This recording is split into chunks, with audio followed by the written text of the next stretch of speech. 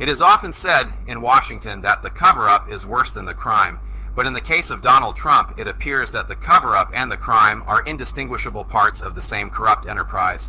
And tonight, we are learning that the wall of silence the former president has spent a lifetime constructing around his most sensitive and potentially illegal dealings has not just cracked, it has been blown wide open by one of his most trusted confidants, a top ally who was in the room, who saw the documents, who heard the orders, and who has now reportedly provided investigators and the public with a roadmap to the very heart of the alleged conspiracy, leaving the former president in a state of absolute panic that sources describe as unlike anything they have seen since the darkest days of his administration. Welcome back to Jake Tapper Reports. I am your host, Jake Tapper.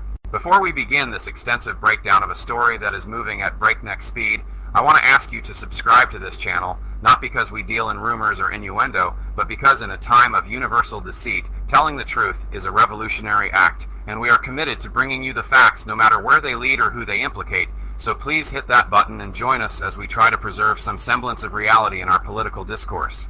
We are watching a scenario unfold that is the stuff of nightmares for any political figure, but is a cataclysmic event for a man like Donald Trump, who prizes loyalty above all else, even above the law itself.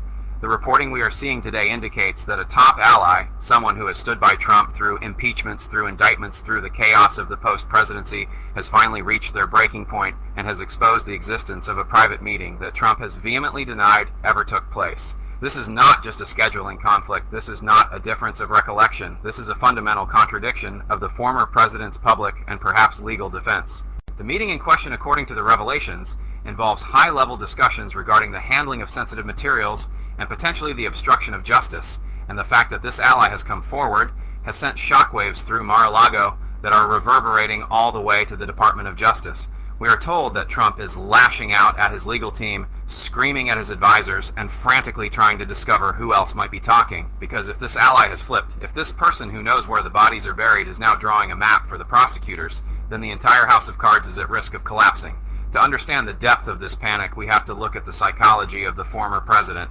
He operates on a model of omerta, the code of silence found in organized crime families.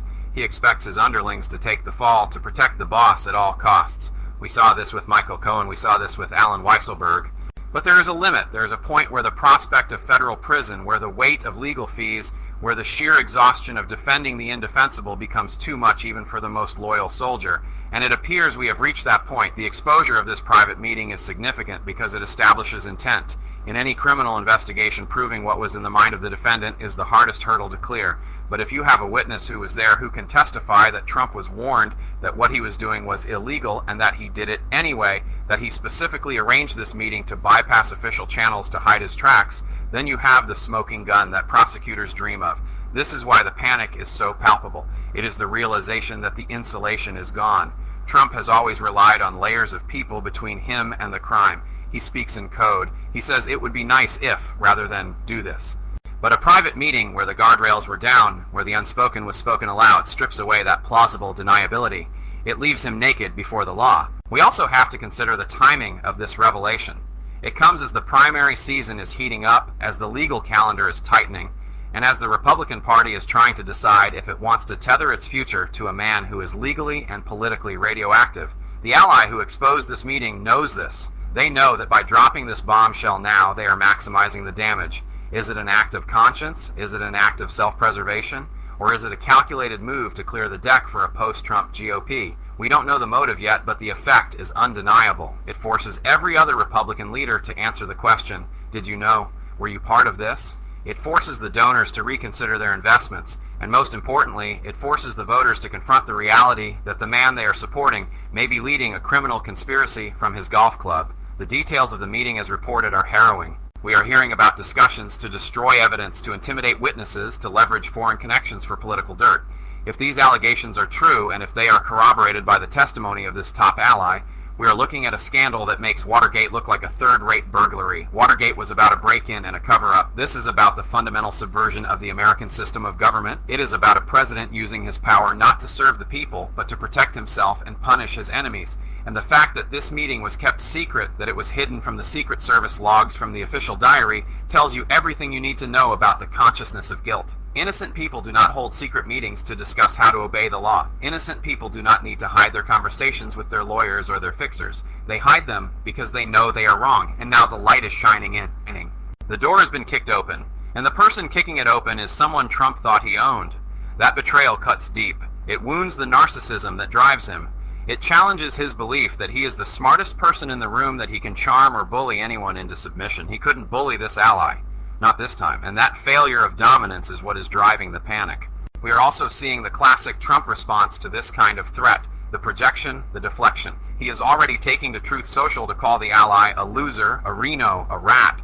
He is trying to destroy their credibility before they even take the stand. But this tactic is yielding diminishing returns. The American people have seen this movie before. They saw it with Pence. They saw it with Barr. They saw it with Bolton. Everyone is the best people until they tell the truth, and then they are garbage. At some point, the pattern becomes too obvious to ignore. At some point, people start to ask, why does Donald Trump surround himself with so many people who eventually turn on him? Is it bad luck? Or is it because he asks them to do things that no decent person can do? The exposure of this private meeting is a stress test for the entire MAGA movement. It asks the supporters to believe that everyone is lying except Trump. The FBI, the DOJ, the judges, the juries, and now his own top allies, they are all part of the conspiracy. That is a heavy lift. That requires a suspension of disbelief that borders on the religious. And while the core base may be willing to make that leap, the swing voters, the suburbanites, the people who decide elections are looking at this chaos and they are exhausted. They see a man consumed by his own legal perils, unable to focus on the country's problems because he is too busy trying to stay out of jail. They see a party leadership that is paralyzed by fear, unable to move on because they are terrified of the base. And they see a media ecosystem that is often too timid to call a lie a lie. But we are not timid here. We are calling it what it is. This is a crisis. It is a crisis of character. It is a crisis of leadership. And it is a crisis of the rule of law. Let's dig deeper into the legal ramifications of this exposed meeting. We are talking about potential obstruction charges. Under 18 U.S. Code Section 1512, it is a federal crime to corruptly alter, destroy, mutilate, or conceal a record document or other object with the intent to impair the object's integrity or availability for use in an official proceeding. If this private meeting involved discussions about deleting server logs, shredding documents, or hiding boxes of classified material, then everyone in that room is potentially liable for a felony that carries a sentence of up to 20 years in prison. And if the top ally has made a deal, if they have secured immunity in exchange for their testimony, then Trump is the odd man out. He is the target. The prosecutors at the special counsel's office are likely looking at this new evidence and connecting the dots. They are seeing how this meeting fits into the broader timeline of obstruction. They are checking flight logs, phone records, text messages to corroborate the allies' story. And Trump knows this. He knows how the system works. He has spent his life litigating. He knows that once the first domino falls, the rest follow quickly. That is why the panic is not just about anger, it is about fear, genuine existential fear. For the first time in his life, he is facing a situation he cannot buy his way out of. He cannot talk his way out of. He cannot delay his way out of. The facts are the facts, and the facts are damning.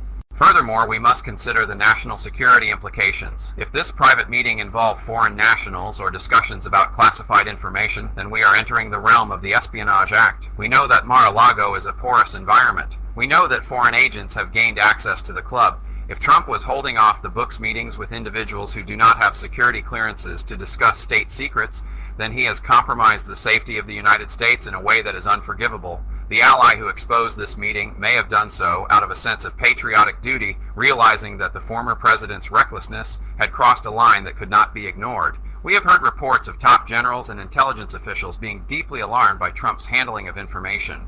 This new revelation adds weight to those concerns.